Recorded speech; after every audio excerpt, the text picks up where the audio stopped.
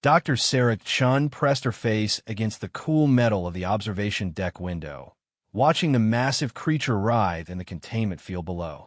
The dragon's scales shifted from deep emerald to brilliant gold as it struggled against the energy barriers that held it prisoner. "Beautiful, isn't she?" Director Harrison's voice carried a note of satisfaction that made Sarah's stomach turn. The first live dragon specimen captured in over 300 years. The research possibilities are endless. Sarah bit back her immediate response. As the station's chief xenobiologist, she had spent the last 6 months studying the creature from afar, documenting its behavior patterns and intelligence markers. What she had discovered troubled her deeply, but challenging the director's authority would be career suicide. The dragon, which the crew had nicknamed Emerald, was far more than a simple beast.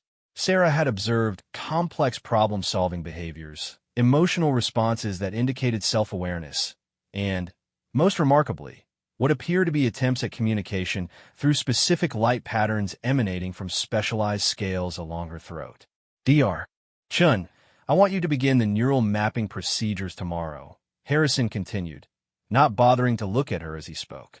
The Empire's Xenobiology Council is eager to understand how their nervous systems process flight calculations at such high speeds. Sir, with respect, I believe we should establish communication protocols first. Your observations suggest you've been spending too much time anthropomorphizing the specimen. Harrison finally turned to face her, his cold blue eyes narrowing. This is a scientific facility, Dr. Chun, not a wildlife sanctuary. The creature is property of the Terran Empire, captured legally in neutral space. Your job is to study it, not to befriend it. Sarah felt heat rise in her cheeks, but kept her voice steady. Of course, sir. I'll prepare the neural mapping equipment. Harrison nodded curtly and strode away, leaving Sarah alone with her thoughts and the dragon below. She watched as Emerald lifted her massive head, golden eyes seeming to look directly at her through the reinforced glass. For a moment, the scales along the creature's throat pulsed with a soft blue light, the same pattern Sarah had observed when the dragon appeared to be in distress. That night, Sarah sat in her small quarters reviewing her private research files. The official reports she had submitted to Harrison contained the bare minimum required: physical measurements, basic behavioral observations, and standard biological data. But her personal files told a different story. The dragon's light patterns weren't random. They followed complex mathematical sequences, often corresponding to prime numbers or Fibonacci spirals. When other crew members approached her containment area, the patterns changed to aggressive reds and sharp staccato flashes. But when Sarah was present, especially when she was alone, the lights became softer, more melodic in their rhythm. 3 weeks ago, Sarah had begun a careful experiment. During her routine observation periods, she had started flashing a small light in simple mathematical sequences, basic addition and subtraction problems. To her amazement, Emerald had responded with the correct answers using her throat scales. The implications were staggering. This wasn't just an intelligent creature. It was a sentient being capable of mathematical reasoning at a level that rivaled most humanoid species. And tomorrow, Harrison wanted to begin invasive neural procedures that could permanently damage that magnificent mind. Sarah made a decision that would change everything. The next morning, she reported to the containment level earlier than usual before the day's shift arrived. The facility was nearly empty except for a skeleton crew of security guards who barely acknowledged her presence. Dr. Chun was known for her dedication to her work, often arriving before dawn to conduct observations. She approached Emerald's containment cell with her heart pounding. The dragon was resting, her massive form curled in the center of the energy field, but her golden eyes opened immediately when Sarah entered the observation chamber. "Hello.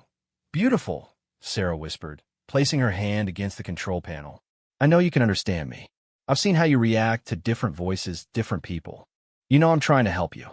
Emerald's throat scales began to glow with soft blue patterns, the same gentle sequence she always used when Sarah was present.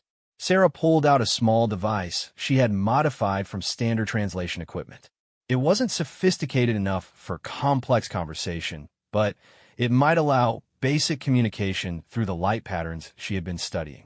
She activated the device and began with a simple sequence. 3 short flashes, pause, 3 short flashes. The basic mathematical greeting she had established. Emerald responded immediately, her scales pulsing with 3 answering flashes. Then, something more complex, a series of rapid pulses that the device translated into numerical sequences. Sarah's breath caught as the numbers appeared on her screen. Coordinates. Emerald was showing her star coordinates. "You're home," Sarah asked aloud, then flashed the corresponding light sequence. The dragon's response made Sarah's blood run cold. The coordinates weren't for a distant planet. They were for a system less than 6 jumps away. A system that was currently under Terran Empire expansion review. Emerald hadn't been found in neutral space as Harrison had claimed. She had been taken from her home system, likely from a world that the Empire was planning to colonize. If dragons were intelligent beings with their own civilization, then what was happening here wasn't scientific research. It was kidnapping and potentially genocide. Sarah's hands shook as she began to understand the full scope of what was happening. The Empire had a long history of declaring inconvenient intelligent species as non-sentient when their worlds contained valuable resources. If Emerald's people were in the way of Imperial expansion plans, this research wasn't meant to understand them. It was meant to find ways to control or eliminate them. The sound of approaching footsteps made Sarah quickly shut down the translation device and step back from the control panel. Harrison entered with his usual morning entourage of researchers and administrators. "Dr. Chun, excellent. I see you're eager to begin today's procedures." His smile didn't reach his eyes. "Is the neural mapping equipment ready?" "Yes, sir. All prepared." The lie came easier than she expected. "Good. Dr. Martinez will assist you with the initial probe insertion. We want to start with the hippocampus region. The Empire's Battle Analysis Division is particularly interested in how these creatures process spatial navigation." Sarah watched in horror as Dr. Martinez wheeled in a cart full of neural interface equipment. The probes were designed for invasive deep brain monitoring, the kind of procedure that would leave Emerald mentally damaged even if she survived. "Sir, perhaps we should consider starting with less invasive methods. EEG monitoring, behavioral analysis under controlled stimuli." "Dr. Chen." Harrison's voice cut through her suggestions like a blade. "I've reviewed your reports, and, frankly, I'm concerned about your objectivity regarding this specimen. Your recommendations consistently favor the creature's comfort over scientific necessity." The room fell silent. Sarah felt the eyes of every researcher and administrator fixed on her. This was a test, and her career hung in the balance. "I apologize, sir. I simply want to ensure we gather the most accurate data possible." "Of course you do." Harrison's smile returned, cold and predatory. "Which is why Dr. Martinez will be taking the lead on today's procedures. You'll observe and record, nothing more." Sarah nodded, knowing that resistance now would only result in her removal from the project entirely. She had to find another way to help Emerald, but it wouldn't happen in this room surrounded by colleagues who saw the dragon as nothing more than a fascinating specimen. The next few hours were torture. Sarah watched as Dr. Martinez prepared the neural probes, calibrated the monitoring equipment, and ran through pre-procedure checklists with the efficiency of someone who had done this hundreds of times before. Emerald's distress was obvious to anyone who cared to look. Her scales shifted through rapid color changes, and her breathing became labored as the team prepared to lower the containment field. "Fascinating," Martinez commented as he studied his readings. "The creature's stress responses are remarkably similar to humanoid patterns, almost as if it understands what's about to happen." "Unlikely," Harrison replied dismissively. "Stress responses to perceived threats are common among higher-order fauna. Don't read too much into it." But Sarah saw something in Emerald's eyes that the others missed. Not just fear, but a kind of resigned understanding. The dragon knew what was coming, and She had accepted it with the dignity of a sentient being facing inevitable fate. As Martinez moved toward the containment controls, Sarah made a decision that would destroy her career and possibly her life. She stepped forward and placed her hand on the emergency lockdown switch. "I can't let you do this." The room erupted in shocked silence. Then, angry voices as Harrison and his team realized what Sarah had done. The containment field was now locked in maximum security mode, unable to be lowered without Sarah's biometric approval. "Dr. Chun, what the hell do you think you're doing?" Harrison's face was red with rage. "This creature is sentient," Sarah said, her voice steady despite her racing heart. "I have evidence of mathematical reasoning, complex communication patterns, and spatial intelligence that rivals most known intelligent species. What you're planning isn't research, it's torture. You're out of line, Doctor." "Security. The creature has shown me star coordinates, sir.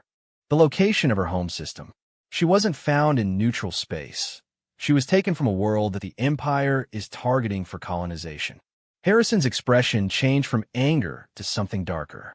"Dr. Chun, you're clearly suffering from some kind of psychological break. Perhaps the isolation of deep space assignment has affected your judgment.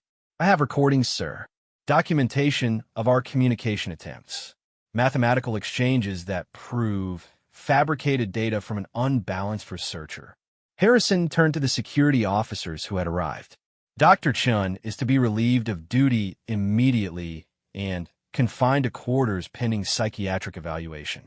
The containment lockdown is the result of a malfunction that she has refused to repair due to her compromised mental state." Sarah felt strong hands grip her arms, but she kept her eyes fixed on Harrison.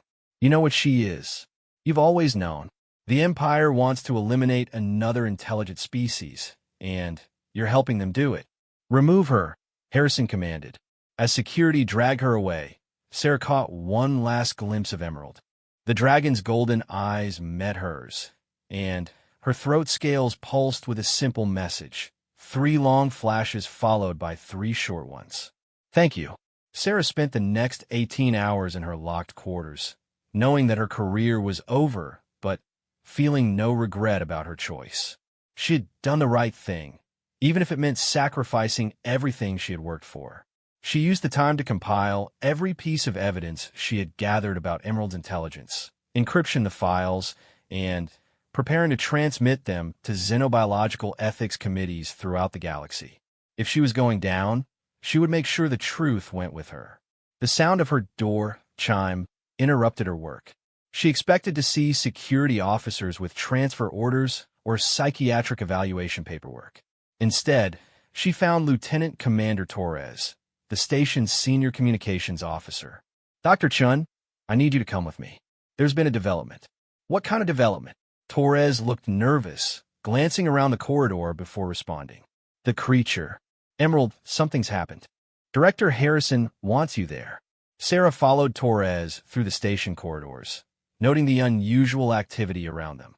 Crew members were moving with urgent purpose, and she could hear the subtle hum of emergency power systems engaging. When they reached the containment level, Sarah was shocked by what she saw.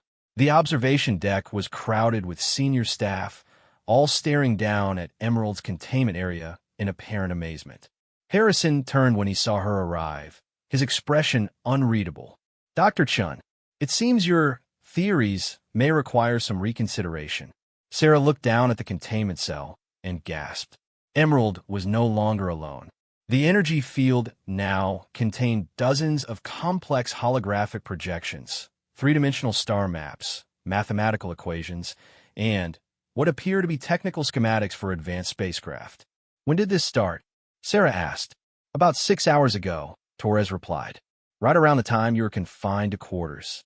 The creature began generating these projections using some kind of bioelectromagnetic field we didn't even know she possessed. Sarah studied the displays, her scientific mind racing to process what she was seeing. The star maps showed detailed navigational data from multiple systems, including real-time positions of celestial bodies that the station's computers confirmed as accurate.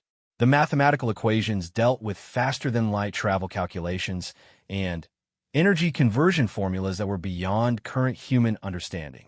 But it was the technical schematics that made Sarah's heart race. They showed detailed plans for what could only be described as a faster-than-light communication device, technology that would allow instantaneous contact across galactic distances. "She's trying to call for help," Sarah whispered. Harrison heard her and stepped closer. "Explain." "The communication device schematics. She's showing us how to build technology that would let her contact her people.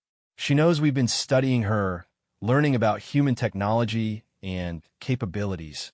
Now she's offering to trade information for her freedom." Impossible, Dr. Martinez interjected. "Even if the creature possesses this level of intelligence, how would it have learned our technological principles in just 6 months of captivity?" Sarah pointed to one of the holographic displays, a detailed schematic of the station's own power systems, accurate down to the smallest components. "She's been watching us, learning our technology while we thought we were studying her. Dragons aren't just intelligent. They're capable of technological analysis and reverse engineering at a level that surpasses human capability." Harrison stared at the displays for a long moment before turning to Sarah. "Dr. Chun, I'm temporarily reinstating your access to this project. I want you to attempt communication with the creature using whatever methods you've developed. We need to understand what it wants." Sarah felt a mixture of relief and apprehension. She was being given a chance to help Emerald, but she also knew that Harrison's motivations weren't humanitarian. The Empire would be very interested in the advanced technology Emerald was displaying. She approached the communication console and activated her modified translation device. Within minutes, she had established basic contact with Emerald using the light pattern language they had developed. The dragon's message was clear and simple. "Help me return home, and I will share technology that will advance your civilization by centuries. Continue to hold me captive, and my people will come looking for me, and they will not be pleased with what they find." Sarah translated the message for the assembled staff, watching Harrison's expression carefully. She could see the calculations running behind his eyes, weighing the potential benefits of the offered technology against the risks of an angry dragon civilization. "Ask it about the scope of this technology," Harrison commanded. "What exactly is it offering?" Sarah relayed the question and waited for Emerald's response. The dragon's next projection made everyone in the room fall silent. It was a holographic display of Earth itself, rotating slowly to show every continent and ocean. But superimposed over the familiar image were technological enhancements, orbital stations, atmosphere processors, and what appeared to be planetary defense systems of incredible sophistication. The message was clear. Emerald wasn't just offering to share technology. She was offering to help humanity transform their entire civilization. "My God," someone whispered. Harrison leaned forward, his earlier hostility replaced by intense focus. "Dr. Chun, tell the creature we're prepared to negotiate. But we need guarantees. How do we know this isn't some kind of trap?" Before Sarah could translate the question, Emerald's scales began to glow with a new pattern, one that the translation device couldn't process. But Sarah didn't need technology to understand what happened next. The dragon's massive form began to shift and blur, her scales shimmering like water. Within moments, where once an enormous reptilian creature had been contained, now stood a tall, graceful humanoid figure with golden skin and emerald hair. The being who had been Emerald looked up at the observation deck with eyes that held ancient wisdom and spoke in perfect, unaccented English. "Perhaps, Director Harrison, it is time we had a proper conversation." The silence in the observation deck stretched for what felt like eternity. Director Harrison's face had gone completely white, and several junior researchers had stepped back from the windows as if the transformed being below might somehow reach through the reinforced barrier. The woman who had been Emerald stood with elegant composure in the center of the containment field, her golden skin seeming to emit its own soft light. Her emerald hair fell in waves to her shoulders, and when she moved, there was a fluid grace that suggested she was far more comfortable in this form than she had ever appeared as a dragon. "Dr. Chun," she said, her voice carrying clearly through the observation chamber's audio systems. "I believe you have questions." Sarah found her voice first. You've been able to take human form this entire time." "Not human, Dr. Chun. This is my natural form. What you observed as a dragon was a defensive adaptation, a survival mechanism my people developed long ago when threatened by larger predators." The being smiled, and the expression was both beautiful and unsettling. "We learned early in our evolution that appearing as something fearsome often prevented unnecessary conflicts." Harrison stepped forward, his scientific mind overriding his shock. "Why reveal yourself now? You could have maintained the deception indefinitely." "Because deception was no longer serving my purposes, Director." Her golden eyes fixed on Harrison with an intensity that made him take an involuntary step backward. "My people know where I am. They have always known. The question is not whether they will come for me, but whether they will find me treated as an honored guest or as a captive specimen." "Your people?" Harrison's voice cracked slightly. "How many are we talking about?" The woman gestured gracefully, and the holographic displays around her shifted to show star maps with hundreds of systems highlighted in soft blue light. "My species, which you would translate as the Draconis, has existed for over 50,000 years. We have established peaceful relations with over 200 intelligent species across this galaxy alone." She paused, letting the implications sink in. "The Terran Empire is still very young by our standards, Director Harrison. Very young and very aggressive in its expansion policies." Sarah felt her heart racing as she began to understand the true scope of what was happening. "The coordinates you showed me, your home system, the Empire is planning to colonize it. Indeed, my world, Ethros Prime, contains rare minerals that your people have identified as essential for faster-than-light engine construction. The Empire's colonial survey teams classified my people as primitive reptilian fauna because we chose not to reveal our true nature to them." Harrison was frantically taking notes, but Sarah could see the panic building behind his eyes. "If your people are so advanced, why allow us to capture you? Why not simply prevent it?" The Draconis woman's expression became sad, almost melancholy. "Because I believe that peaceful contact might be possible if I could demonstrate to your people that we are not the monsters your reports have described. I allowed myself to be taken, hoping to find individuals among humanity who would choose understanding over conquest." She turned to look directly at Sarah. "I found one such individual. Dr. Chen's kindness and respect, even when she believed me to be a non-sentient creature, has given me hope that your species is capable of growth beyond its current limitations." "What exactly are you proposing?"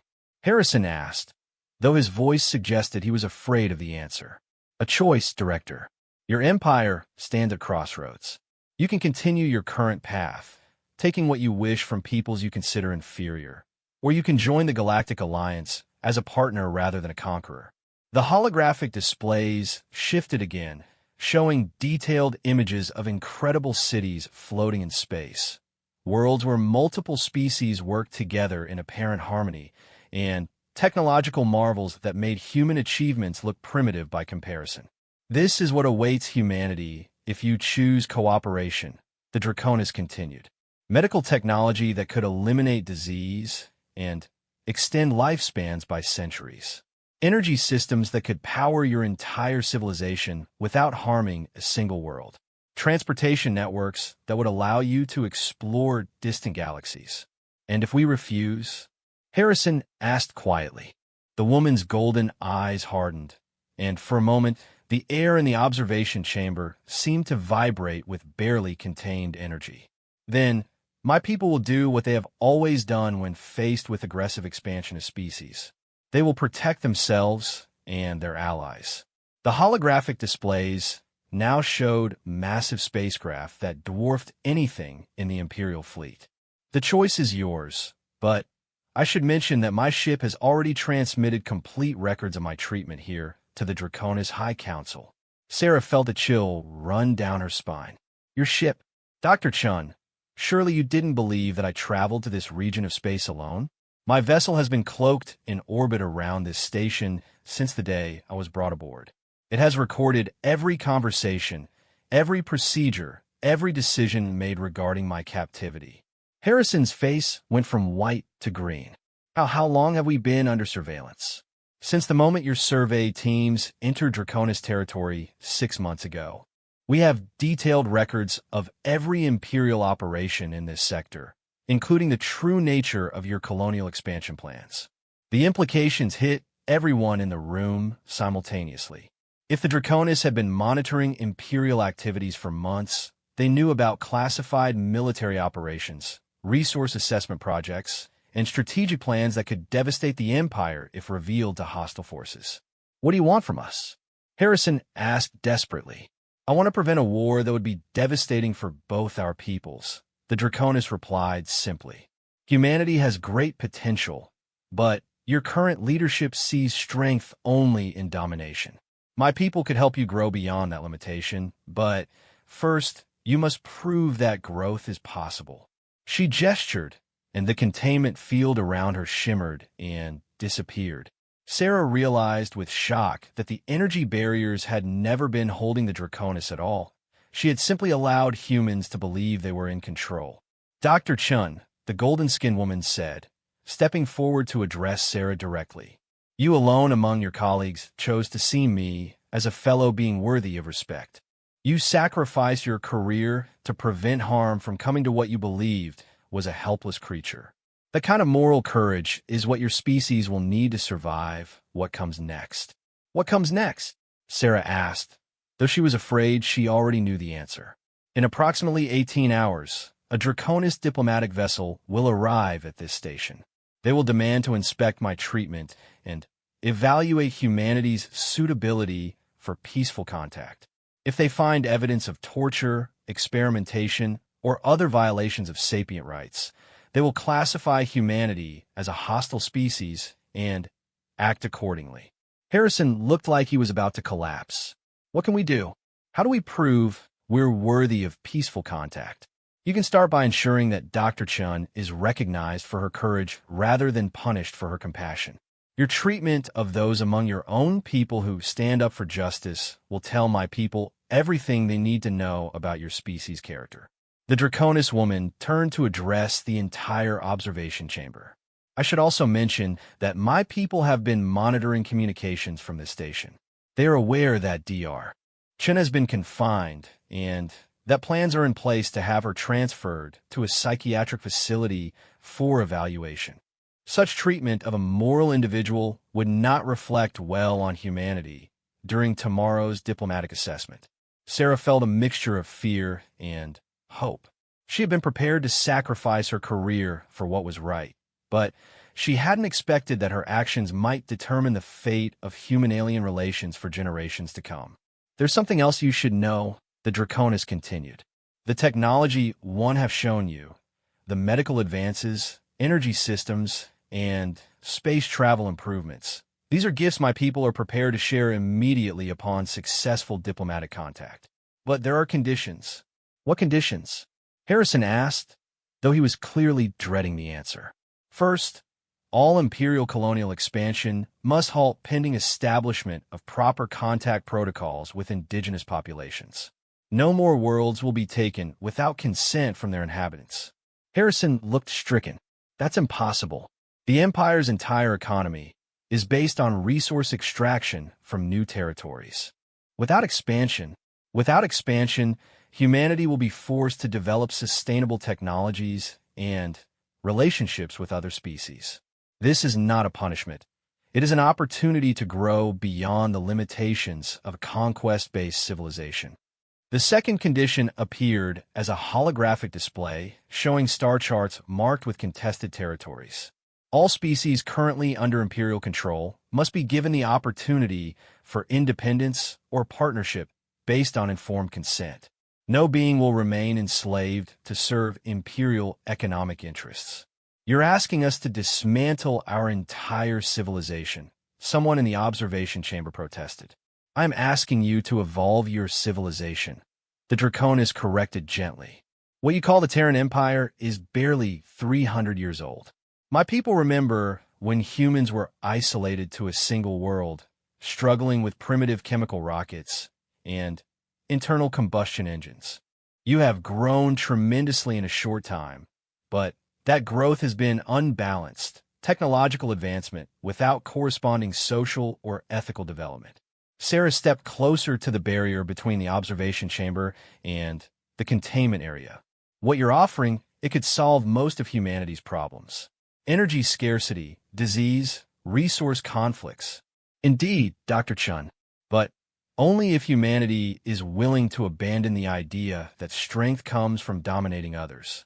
The greatest civilizations in this galaxy have learned to find strength in cooperation, knowledge, and mutual respect. A new voice interrupted the conversation. Lieutenant Commander Torres, speaking through the chamber's communication system. Director Harrison, sir, we're receiving a priority transmission from Imperial Command. Admiral Voss wants to speak with you immediately regarding the situation. Harrison looked like a man caught between predators.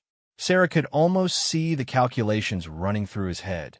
The competing pressures from his Imperial superiors, the threat of Draconis retaliation, and the incredible opportunities being offered for peaceful cooperation. Patch the Admiral through to my office, Harrison said finally. I'll speak with him privately. Sir, he's requesting a visual conference in the main briefing chamber. He wants to see the subject of the reports. The Draconis woman smiled, and there was something almost predatory in the expression. Please tell Admiral Voss that I would be delighted to speak with him. It has been quite some time since I had the opportunity to address Imperial leadership directly. Harrison's face went white again. You know Admiral Voss? I know of him certainly. His reputation precedes him. The Admiral was responsible for the pacification of the Centauri colonies, was he not? And the resource acquisition operations in the Vega system? Sarah felt sick. She had heard rumors about those operations. Entire civilizations wiped out or enslaved to serve Imperial mining interests. If the Draconis had records of those events. Dr. Chin, the golden-skinned woman, said suddenly, I would like you to be present for this conversation with your Admiral. Your perspective as someone who chose compassion over career advancement may be valuable. I don't think Admiral Voss will want a disgraced researcher present for strategic discussions, Sarah replied. He will if the alternative is speaking to me without any human advocates present. The Draconis woman's eyes gleamed with something that might have been amusement. You see, Dr. Chun, your Admiral is about to learn that the power balance in this situation is not what he believes it to be. 20 minutes later, the main briefing chamber was filled with tense energy. Admiral Voss's image dominated the main display screen, his weathered face stern with authority and suspicion. Director Harrison sat at the head of the conference table, flanked by senior staff, while Sarah stood uncertainly near the back of the room. The Draconis woman had entered the chamber without escort, having simply walked through what everyone had believed were secure blast doors. Her casual demonstration of advanced technology had left everyone on edge. So you're the creature that's been causing all this fuss, Admiral Voss said without preamble. I'm told you have some kind of ultimatum for the Empire. Admiral Voss, the Draconis replied with perfect courtesy, I bring an offer of partnership from the Galactic Alliance. Humanity stands at a crossroads, and the choices made in the next few hours will determine your species' future for generations to come. I don't negotiate with aliens. The Terran Empire takes what it needs and destroys anything that threatens human interests. That policy has served us well for 3 centuries. Has it? The Draconis gestured, and holographic displays filled the briefing chamber with images that made everyone present gasp in horror. The displays showed the true cost of Imperial expansion. Millions of dead across dozens of worlds, entire ecosystems destroyed for resource extraction, and species driven to extinction for the crime of inhabiting valuable territories. These are the consequences of your Empire's policies, Admiral. My people have been documenting these atrocities for years, waiting for evidence that humanity might be capable of choosing a different path. Admiral Voss's expression hardened. Survival requires strength. The weak are conquered by the strong. That's the law of nature. The law of nature among primitive species, perhaps. Advanced civilizations have learned that cooperation yields far greater strength than conquest. The displays shifted to show the incredible achievements of the Galactic Alliance, worlds where multiple species work together to create wonders beyond imagination. I don't care about your alien philosophy, Voss snarled. What I care about is a hostile force threatening imperial sovereignty. If your people want a war, we'll give them one they won't forget. Sarah felt her heart sink. The Admiral was reacting exactly as she had feared, meeting the offer of partnership with threats and bluster. She could see the Draconis woman's expression growing sad, as if she had hoped for a different response, but wasn't surprised by what she was hearing. Admiral, the Draconis said quietly, perhaps you misunderstand the situation. This is not a negotiation between equals. Humanity is being offered a chance to join a civilization that spans thousands of worlds and hundreds of intelligent species. The alternative is not victory in some glorious war. It is isolation and eventual extinction. Are you threatening us? I'm explaining reality. Your empire currently controls perhaps 50 star systems. The Galactic Alliance includes over 10,000 member worlds, with technology that is centuries ahead of your own. If humanity chooses conflict over cooperation, there will be no contest. Admiral Voss leaned forward, his face twisted with rage. Then, why haven't you conquered us already? If you're so powerful, why offer partnership at all? The Draconis woman smiled sadly. Because conquest is what primitive species do, Admiral.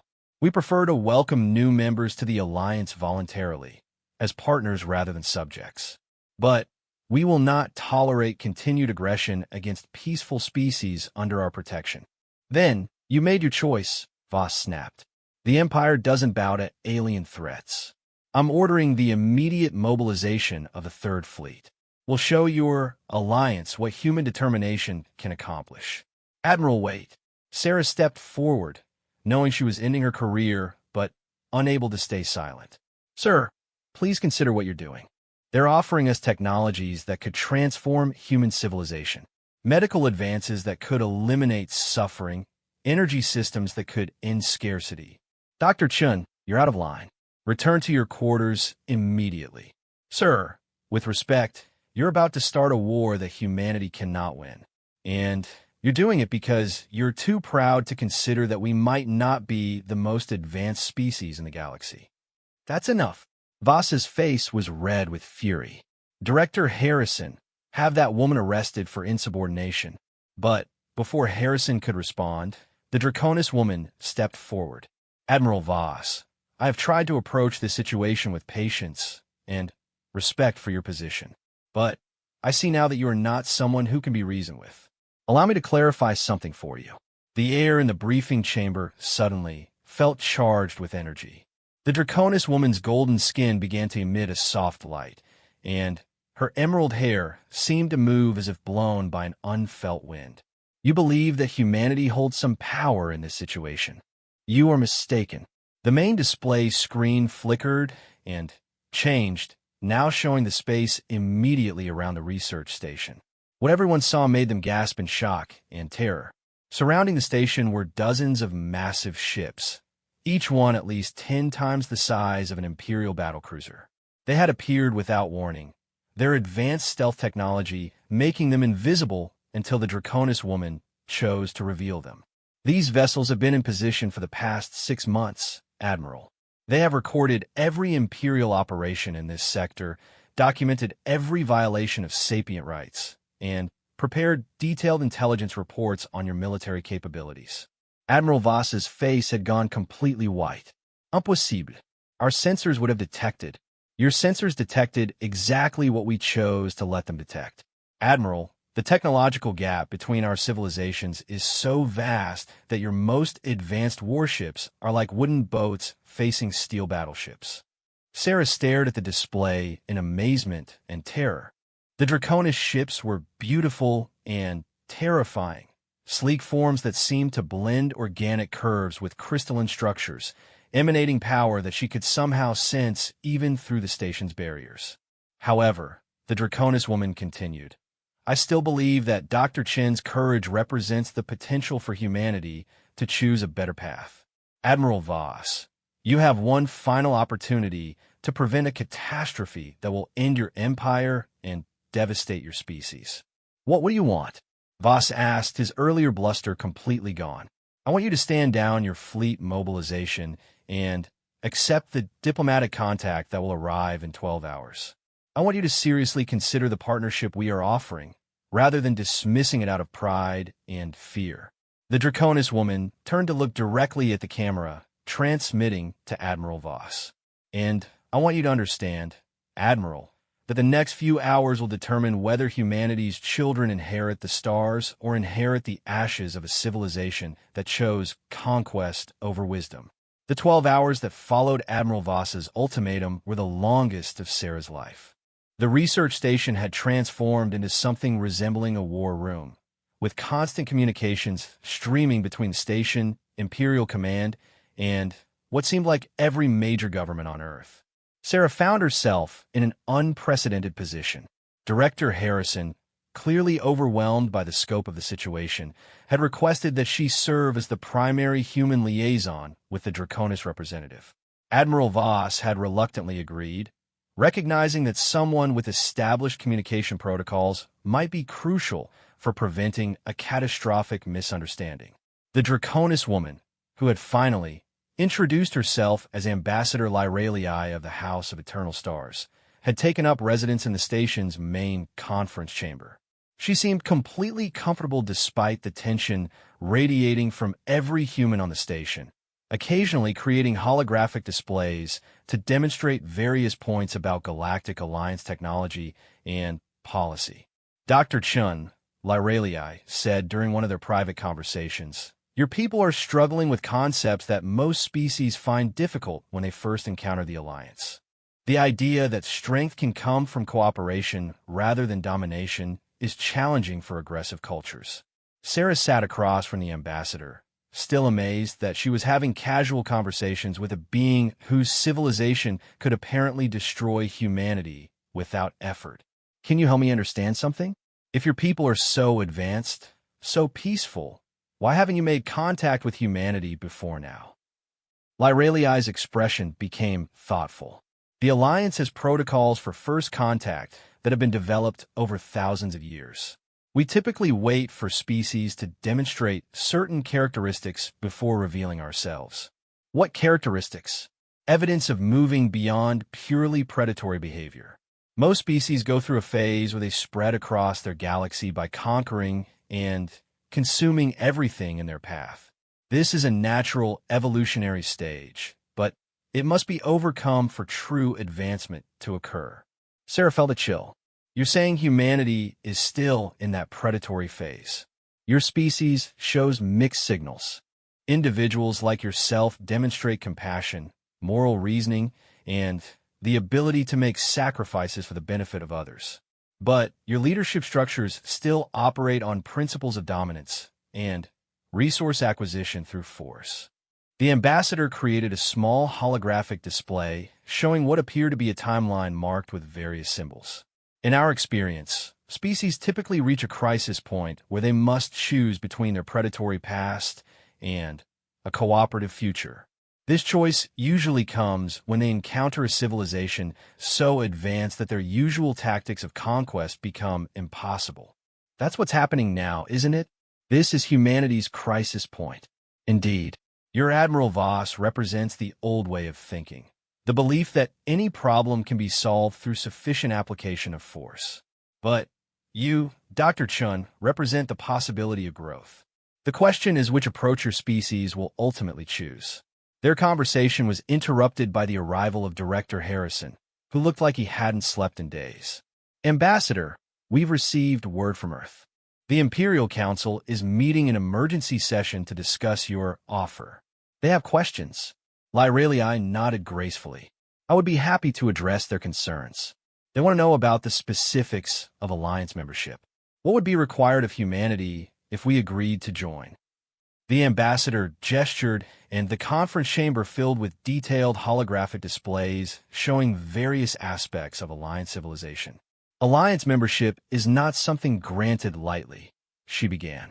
Candidate species must demonstrate their commitment to several core principles before they are accepted as full members.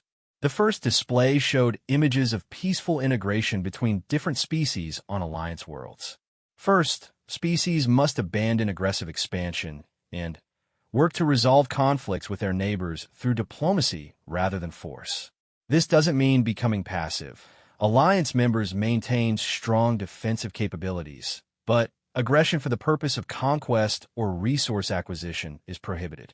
Sarah studied the images, seeing cities where beings of wildly different appearances work together in apparent harmony. How do you resolve disputes between species with completely different values or needs? Through the alliance mediation system. When conflict arises that cannot be resolved through direct negotiation, neutral parties with expertise in the relevant issues facilitate solutions that benefit all involved. This process has prevented wars for over 10,000 years. The second display showed educational institutions where multiple species learn together. Second, candidate species must demonstrate their commitment to shared knowledge and education. All scientific discoveries, technological advances, and cultural achievements become part of the Alliance database, freely available to all members. Director Harrison looked troubled. What about competitive advantage? Military secrets? Economic proprietary information? Director Harrison, those concepts are artifacts of conquest-based thinking. When all members have access to the same knowledge base, advancement comes through innovation and creativity rather than through hoarding information. The result is exponentially faster progress for everyone. The third display showed what appeared to be massive space installations engaged in environmental restoration projects. Third, members must commit to ecological responsibility. The Alliance has learned that civilizations which destroy their environments inevitably destroy themselves. We actively work to restore damaged ecosystems and develop technologies that enhance rather than exploit natural systems.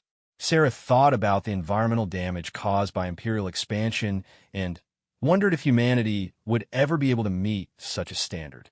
The fourth display showed complex governmental structures with representatives from hundreds of different species. Finally, candidate species must demonstrate stable, ethical governance systems that represent the interests of all their citizens. Societies based on exploitation of subgroups or suppression of dissent are not compatible with Alliance membership. Harrison's face had grown increasingly pale as each requirement was explained. Ambassador, with respect, you're asking humanity to fundamentally transform our entire civilization. Our economy, our government, our military, our relationship with the environment, everything would have to change. Yes, Lyralii replied simply. That is exactly what I am asking. The question is whether humanity is capable of such transformation, or whether you will choose to remain locked in your current patterns until they inevitably lead to your extinction. And if we refuse? If humanity decides that we prefer our independence to your Alliance membership? Lyralii's expression became sad. Then, the Alliance will do what it has always done with species that choose continued aggression over cooperation. You will be isolated. Protective barriers will be established around all Alliance territories, preventing imperial expansion beyond your current boundaries. Your species will be free to continue its current path within those limitations. That sounds like imprisonment. It is protection for the Alliance, and ultimately for humanity as well. Species that choose conquest over cooperation typically destroy themselves within a few centuries. The barriers would ensure that your self-destruction doesn't take innocent civilizations with you. The implications hung heavy in the air. Sarah realized that humanity was being offered a choice between growth and gradual stagnation, between joining a galactic civilization or being quarantined until they inevitably collapsed under their own aggressive tendencies. There's another factor you should consider, Lyralii continued. The timeline for this decision is not unlimited. In approximately 6 hours, the Draconis diplomatic vessel will arrive with a full council assessment team. If they determine that humanity is not capable of peaceful coexistence, The isolation barriers will be established immediately. Harrison looked desperate. 6 hours? How can we transform an entire civilization in 6 hours? You cannot. But you can demonstrate that such transformation is possible by how you handle this situation. The Council will be looking for evidence that humanity can learn, can grow, can choose cooperation over conquest when presented with clear alternatives. Sarah felt a sudden insight. This entire situation, your capture, the research project, even Admiral Voss's reaction, all of this was a test, wasn't it? Lyralii smiled, and, for the first time, the expression seemed genuinely warm rather than diplomatically polite. Very perceptive, Dr. Chun. My people needed to understand how humanity responds when faced with a choice between exploitation and respect for other beings. We needed to see if there were individuals among your species capable of choosing ethical action over personal benefit. And what have you concluded? That humanity has potential, but that potential is far from universally realized. Your choice to sacrifice your career to prevent what you believed was cruelty to a helpless creature demonstrated exactly the kind of moral courage that Alliance membership requires. Sarah felt overwhelmed. So the fate of human-alien relations depends on my actions? Not solely, but significantly. The Council assessment team will be looking for evidence that humans can evolve beyond their current limitations. Individual acts of conscience and courage are often the best indicators of a species' potential for growth. Their conversation was interrupted by an urgent communication from the station's bridge. Director Harrison, Admiral Voss, is requesting immediate conference with all senior staff. He says it's urgent regarding the fleet mobilization. Harrison sighed deeply. Patch him through to the main briefing chamber. When they arrived at the briefing chamber, Admiral Voss's image filled the main display screen. His expression was grim, and Sarah could see other Imperial officials in the background of what was clearly a high-security command center. Director Harrison, Ambassador Voss began without preamble. I've been in consultation with the Imperial Council and our Military Strategic Planning Division. We've reached some decisions regarding the current situation. Lyralii stood with perfect composure, but Sarah noticed a tension in her posture that suggested she was prepared for whatever might come. First, Voss continued, I want to acknowledge that our initial assessment of the threat level was inadequate. Our deep space reconnaissance has confirmed the presence of multiple unknown vessels in this sector, with technology that appears to be significantly advanced beyond our current capabilities. Sarah felt a mixture of relief and apprehension. At least the Admiral was acknowledging reality rather than persisting in denial.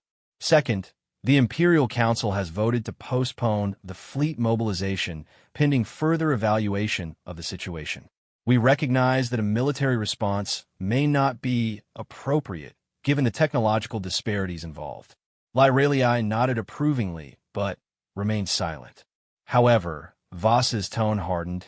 The Empire cannot simply abandon our territorial claims and expansion plans without some form of compensation. If this alliance wants us to halt our colonial operations, they need to provide alternative resources and territories. Sarah saw Lyralii's expression shift to something that might have been disappointment. Admiral Voss, the ambassador, said carefully, the alliance is not a business entity with which you can negotiate resource exchanges. We are offering to help humanity develop technologies and social systems that would eliminate your need for aggressive expansion. That's not good enough. The Empire has invested trillions of credits in colonial infrastructure and military capabilities. We can't just write off those investments because aliens threaten us. Admiral, Sarah found herself speaking before she could stop herself. They're not threatening us. They're offering us technologies that could solve most of humanity's resource problems.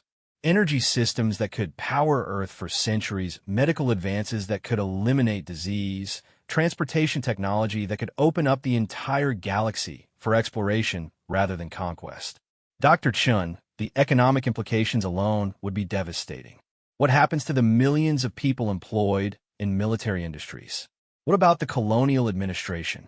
The Imperial fleet? You're talking about dismantling institutions that employ hundreds of millions of people. Lyrelii stepped forward. Admiral, the transition to Alliance membership doesn't happen overnight. We have extensive experience helping species adapt their economies and social structures to post-scarcity conditions. No one would be abandoned or left without purpose. Post-scarcity, Harrison asked. When energy is unlimited and matter can be converted directly into any needed resource, traditional economics become obsolete. Alliance members focus on exploration, creativity, scientific advancement, and cultural development rather than on acquiring and hoarding resources. Admiral Voss's expression remained skeptical. And what guarantees do we have that this isn't some elaborate scheme to weaken humanity before conquest? How do we know your alliance isn't just another empire using more sophisticated methods of control? Lyrelii was quiet for a long moment before responding. Admiral, I understand your suspicion. From your perspective, having always used deception and manipulation to gain advantage over enemies, it must seem impossible that another civilization might simply offer help without ulterior motives. She gestured, and new holographic displays appeared showing historical records of Alliance first contact with dozens of other species. These are the records of every species that has joined the Alliance over the past 10,000 years. You can review the complete historical data for any of them. In every case, membership has resulted in dramatic improvements in quality of life, technological capability, and social stability. We have never conquered a member species or used alliance membership as a method of control. But you've threatened to isolate humanity if we don't comply with your demands. We've offered to protect other species from humanity's aggressive expansion if you choose to continue that path. There is a significant difference. Sarah watched the exchange with growing frustration. She could see that Admiral Voss was approaching the situation like a military negotiation, looking for advantages and disadvantages rather than recognizing the fundamental transformation being offered. Admiral, she said, what if we approach this differently? What if, instead of thinking about what humanity might lose, we consider what we might gain? Explain. Sarah turned to Lyrelii. Ambassador, could you show us what Earth might look like in 100 years if humanity joined the Alliance? Lyrelii smiled. Of course. The briefing chamber filled with the most beautiful images Sarah had ever seen. Earth appeared transformed. Cities that seemed to grow organically from the landscape, vast forests restored where industrial wasteland had been, oceans that sparkled with clarity rather than pollution. Space around the planet bustled with elegant orbital installations and spacecraft that looked more like works of art than machines. Humanity could accomplish this within a single century of Alliance membership, Lyrelii explained. Disease would be eliminated. Aging could be halted or reversed. Every human being would have access to education, resources, and opportunities limited only by their imagination and creativity. The images shifted to show humans working alongside alien beings on projects of incredible scope. Megastructures that spanned solar systems, expeditions to distant galaxies, research installations where the fundamental nature of reality itself was being explored. This is what awaits humanity if you choose cooperation over conquest. Your species could become explorers and creators rather than predators and consumers. Admiral Voss stared at the displays for a long moment before speaking. And the price for this paradise is abandoning everything that made humanity strong enough to survive and grow for thousands of years. No, admitted. The price is learning that true strength comes from creation rather than destruction, from cooperation rather than domination. Lyrelii's voice carried deep conviction.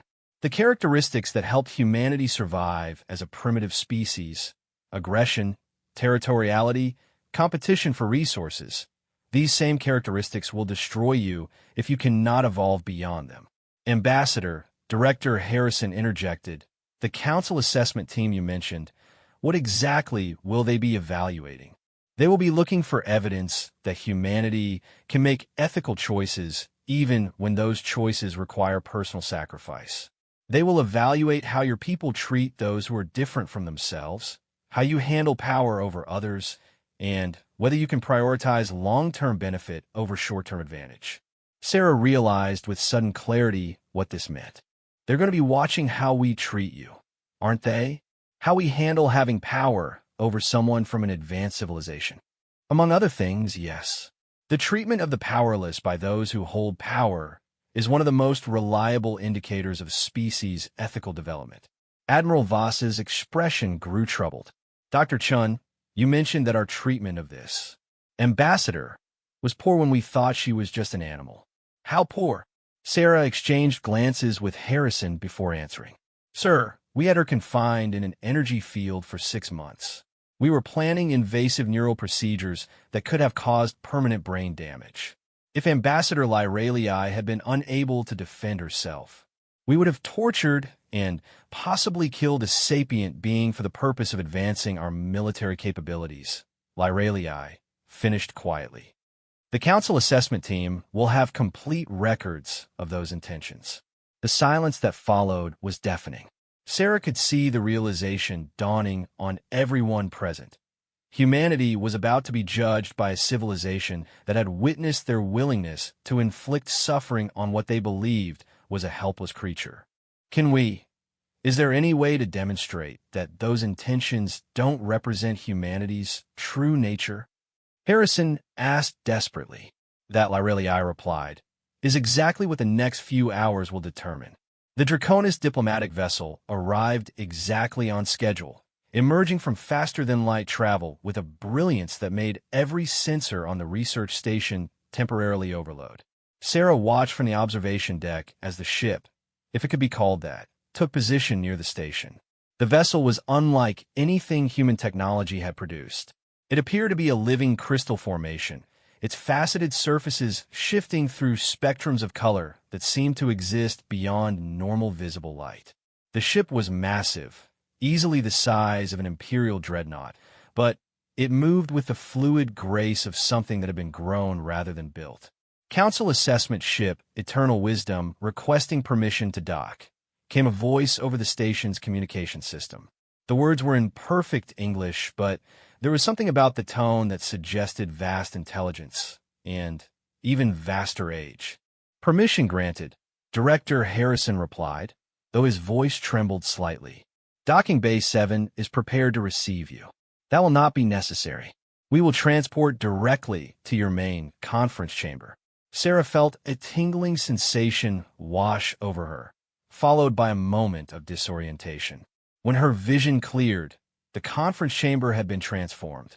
Where once there had been a standard human meeting space, now there was something that resembled a natural amphitheater carved from living stone, with crystalline formations that provided both lighting and what appeared to be recording equipment. 5 beings materialized in the center of the chamber, and Sarah's breath caught in her throat. She had thought Ambassador Lyralii was impressive, but these beings radiated power and wisdom that made the air itself seem to vibrate with their presence. The central figure was tall and androgynous, with skin that seemed to contain entire galaxies of stars and eyes that held the depth of cosmic time. When it spoke, its voice carried harmonics that resonated in Sarah's bones. I am Council Speaker Velthes. With me are Council members Zirian, Nahara, Draconis Matriarch Thyralis, and Assessment Specialist Corvain. We have come to evaluate humanity's readiness for galactic civilization. Ambassador Lyralii bowed deeply to her superior officers, and Sarah noticed that even she seemed diminished in their presence. These were clearly beings of immense authority and power. Speaker Velthes, Lyralii, said formally, I present the humans who have been most directly involved in the assessment period. Director Harrison, Station Commander, Admiral Voss, Military Authority, and Dr. Sarah Chun, the individual whose actions initiated our reconsideration of humanity's potential. The council speaker's attention fixed on Sarah with an intensity that made her feel as though her soul was being examined. Dr. Chun, Ambassador Lyralii has filed a detailed report regarding your behavior during her time in captivity. You chose to sacrifice your career to prevent what you believed was cruelty to a helpless creature. Why? Sarah struggled to find words that could adequately express her motivations to beings of such obvious intelligence and power. Because it was wrong. Because intelligence and self-awareness deserve respect regardless of the form they take. Because if we can't show compassion to those who are powerless, we don't deserve to have power ourselves. Council member Zirian, whose form seemed to be composed of flowing liquid metal, spoke next. Yet your species has a long history of showing little such compassion to your own kind, let alone to other species. Your wars, your slavery, your environmental destruction, these suggest that your personal ethics are not representative of humanity as a whole. Sarah felt her heart sink. How could she possibly defend humanity's history to beings who had probably witnessed the rise and fall of countless civilizations? You're right, she said finally. Humanity has done terrible things. We've hurt each other and destroyed our environment and conquered other species without considering their rights. But we're also capable of growth. The fact that we recognize those actions as wrong now shows that we can learn, that we can become better than we've been. Can you? Council member Nahara's voice seemed to come from everywhere at once. Your Admiral Voss, even after witnessing our technological superiority and learning of our peaceful intentions, still speaks of compensation and maintaining territorial claims. Your Director Harrison considers our offer primarily in terms of economic advantage to humanity. Where is the evidence of this growth you claim? Admiral Voss stepped forward, and Sarah could see he was struggling to maintain his composure in the presence of beings whose power dwarfed anything he had ever encountered. Honored Council, he began, humanity may be young and aggressive by your standards, but we've survived and thrived in a hostile universe through determination and strength. We're not perfect, but we're willing to learn. The offer of Alliance membership is generous, but we need to understand what it would mean for our people, our economy, our way of life. Matriarch Theralise, whose form resembled Lyralii, but seemed to be composed of pure starlight, responded with what might have been amusement. Admiral Voss, your concern for your people is noted, but your framing reveals the limitations we are here to assess. You speak of economy, territory, power structures, all concepts that become meaningless when scarcity itself is eliminated. The question is not what alliance membership would cost humanity, but whether humanity is capable of understanding that the concepts you consider essential are actually chains that prevent your growth. Assessment specialist Corvain created a holographic display showing detailed records of every interaction that had taken place on the station over the past 6 months. We have monitored this facility continuously since Ambassador Lyralii's arrival, Corvain announced. We have records of every conversation, every decision, every action taken by human personnel during the assessment period.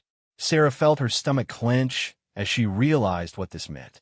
Every moment of cruelty, every callous discussion about invasive procedures, every time someone had referred to Ambassador Lyralii as a specimen or a creature, all of it had been recorded and would now be judged.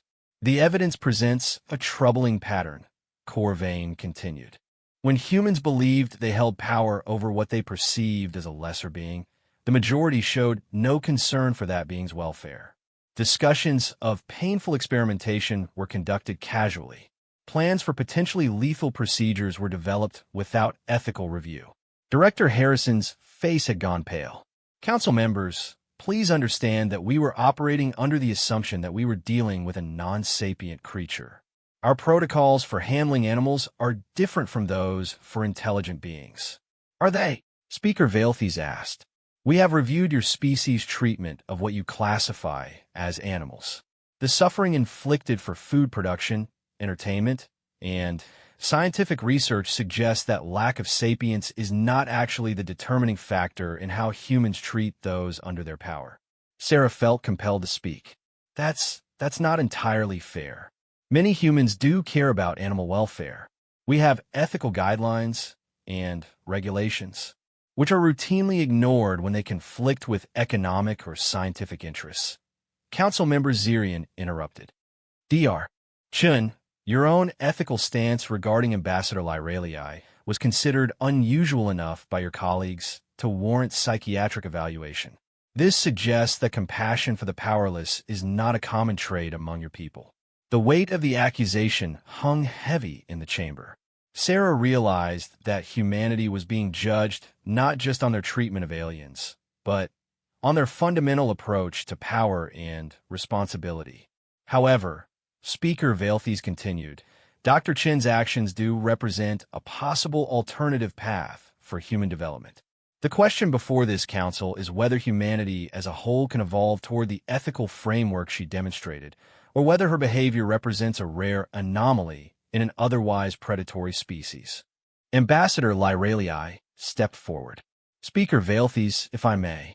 During my time here, I observed not just Dr. Chin's exceptional behavior, but also the reactions of other humans when they learned of their errors. Many showed genuine remorse when they understood the true nature of their actions. Remorse after the fact is insufficient. Matriarch Thyralise stated firmly.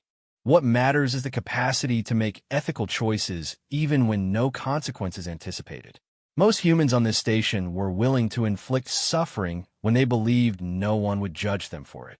Admiral Voss found his voice again. Council members, with respect, you're judging our entire species based on the actions of military personnel in a classified research facility. These individuals were operating under specific orders and protocols. They don't represent all of humanity, do they not? Assessment Specialist Corvain created new displays showing broader human civilization. Your military follows orders from civilian governments elected by your people. Your research protocols are established by institutions funded by your societies. The actions taken here reflect the values of human civilization as a whole. Sarah watched the displays with growing horror. They showed not just the immediate situation, but the broader context of human expansion, worlds stripped of resources, indigenous species displaced or destroyed, entire ecosystems sacrificed for short-term economic gain. This is what we see when we observe humanity, Councilmember Nahara explained. A species that consistently chooses immediate benefit over long-term consequences, that prioritizes the interests of their own group over the welfare of others, that treats power as a tool for domination rather than responsibility. But that's not all we are, Sarah protested. Yes, we've done terrible things, but we've also created beauty, art, science that helps people. We've shown courage and sacrifice and love. Doesn't that count for anything? Speaker Velthes studied her for a long moment before responding. Dr. Chun, the capacity for creation and beauty exists in many species that nonetheless prove unsuitable for galactic civilization.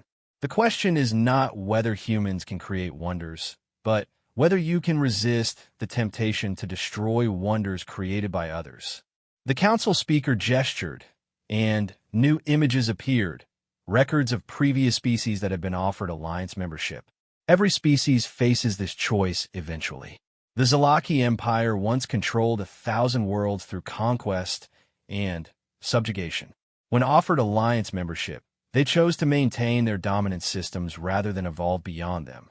Within 3 centuries, they had destroyed themselves through internal conflict and resource depletion. The Hegarchy of Threx possessed incredible technological capabilities and artistic achievements, but they could not abandon their belief that strength came from the domination of others. They rejected alliance membership and eventually turned their weapons on each other when they ran out of external enemies to conquer. Sarah felt a chill as she understood the implication. How many species have made the transition successfully? Approximately 30% of those offered membership, Matriarch Thyralise replied. The majority choose the familiar patterns of dominance and eventual self-destruction over the uncertainty of growth and cooperation. What determines which species make the transition? Director Harrison asked. The presence of individuals willing to sacrifice personal advantage for ethical principles, Speaker Velthes replied, looking directly at Sarah. And, more importantly, The willingness of the species as a whole to recognize such individuals as leaders rather than threats. Admiral Voss stepped forward with obvious reluctance. Council Speaker, what specifically would you need to see from humanity to recommend us for alliance membership? Concrete evidence that your species can prioritize long-term collective benefit over short-term individual advantage. Evidence that you can extend ethical consideration to beings unlike yourselves. Evidence that you can use power responsibly rather than exploitatively. Assessment Specialist Corvain added, most fundamentally, we need evidence that humanity can change.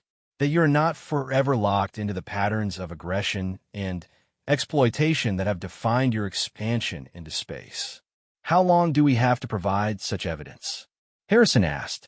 The assessment period ends in 1 hour, Speaker Valthes announced. At that time, this council will vote on humanity's classification. You will either be invited to begin the process of alliance candidacy, or you will be subject to protective isolation until your species demonstrates readiness for peaceful contact.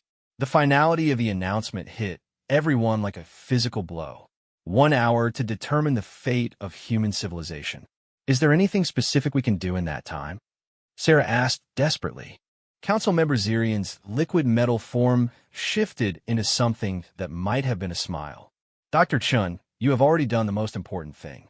You chose ethics over expedience when you believed no one would witness or reward your choice. The question now is whether your species will choose you as a representative of their values, or whether they will choose the path represented by those who saw Ambassador Lyralii as nothing more than a resource to be exploited. Speaker Valthes added, in the next hour, humanity will face a decision that will reveal your true nature.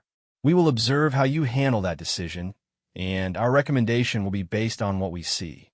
As if summoned by some cosmic timing, the Chamber's communication system activated with an urgent message from Earth. Director Harrison, this is Imperial Command. We have new orders regarding the alien situation. The Emperor himself wishes to address the representatives of this alliance. Sarah felt her heart sink. If the Emperor was getting involved directly, it meant that the highest levels of Imperial authority were taking control of the situation. And she had little hope that the Emperor's approach would involve the kind of ethical reasoning the Council was looking for. Patch him through, Harrison said reluctantly. The main display activated to show the ornate throne room of the Imperial Palace on Earth. Emperor Marcus Aurelius III sat in his ceremonial robes of state, flanked by the full Imperial General Staff and the High Council of Ministers. When the Emperor spoke, his voice carried the authority of someone accustomed to absolute obedience. Council Speaker Valthes, I am Emperor Marcus Aurelius III, sovereign ruler of the Terran Empire and ultimate authority over human civilization. I understand that you have made certain demands regarding our territorial claims and expansion policies. Sarah closed her eyes, knowing that the next few minutes would determine whether humanity would join the galactic community or be isolated until they destroyed themselves. The fate of human civilization was about to be decided by an emperor who had never learned to see anything except through the lens of power and conquest. Emperor Marcus Aurelius III had ruled the Terran Empire for 27 years, and in that time, he had never encountered a situation he couldn't resolve through a combination of military force, economic pressure, or political manipulation. The beings he now faced, however, represented something entirely outside his experience. Power so vast that his usual tools were not just inadequate, but laughably primitive. Council Speaker Valthes, the Emperor continued, his voice carrying across space with imperial authority, I've been briefed on your suggestions regarding human expansion and governance. While I appreciate the advanced nature of your civilization, the Terran Empire cannot simply abandon the principles that have made humanity strong. Speaker Valthes regarded the Emperor with the same cosmic patience they had shown throughout the assessment. But Sarah could sense a subtle shift in the atmosphere of the chamber. The moment of final judgment had arrived. Emperor Marcus Aurelius, Speaker Valthes replied, we are not here to negotiate with your empire. We are here to assess whether humanity as a species possesses the characteristics necessary for galactic civilization. Your response to our evaluation will determine your species' future for generations to come. The Emperor's expression hardened. I'm afraid you misunderstand the situation. Humanity doesn't require assessment or approval from any external authority. We have built our empire through strength, cunning, and determination. If your alliance wishes to establish relations with us, it will be as equals, not as judges evaluating subjects. Sarah felt her heart sink. This was exactly the kind of response that would confirm the Council's worst fears about human civilization. She glanced at Ambassador Lyralii and saw sadness in the Draconis woman's golden eyes. Your Majesty, Director Harrison interjected desperately. Perhaps you should understand the scope of what we're dealing with here. These beings represent a civilization that spans thousands of worlds. Their technology is centuries beyond our own. Director Harrison, I am well aware of the reports regarding alien technology. But superior technology does not grant moral authority. The Terran Empire has faced superior numbers and advanced capabilities before. We have always found ways to prevail through human ingenuity and courage. Council member Zirian's liquid form shifted into something that might have been resignation. Emperor Marcus Aurelius, you speak of prevailing as though this were some form of conflict to be won. We are offering partnership, not presenting a challenge to be conquered. Any offer that requires us to abandon our territorial claims and dismantle our defensive capabilities is a demand for surrender, not partnership, the Emperor replied coldly. The Terran Empire does not surrender. Matriarch Thyrales spoke for the first time since the Emperor's arrival. Your Majesty, you seem to believe that we seek to take something from humanity. The opposite is true. We seek to give humanity technologies and knowledge that would eliminate the need for territorial expansion, resource conflicts, and the military institutions you consider essential. And what do you want in return for these gifts? Nothing that should be difficult for an ethical species to provide. We want humanity to stop conquering other worlds, to stop enslaving or destroying other species, and to develop internal governance systems based on cooperation rather than domination. The Emperor's laugh carried no humor.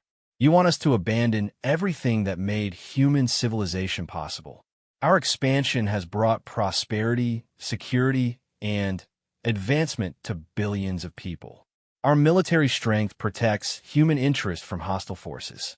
Our hierarchical systems ensure order and efficiency. Sarah watched the exchange with growing horror, realizing that the Emperor was systematically destroying any chance humanity might have had for alliance membership. But then something unexpected happened. Admiral Voss stepped forward. Your Majesty, the Admiral said carefully, perhaps we should consider the specific benefits being offered. The medical technologies alone could extend human lifespan by centuries. The energy systems could end resource scarcity throughout the Empire. The Emperor turned to stare at his Admiral with obvious displeasure.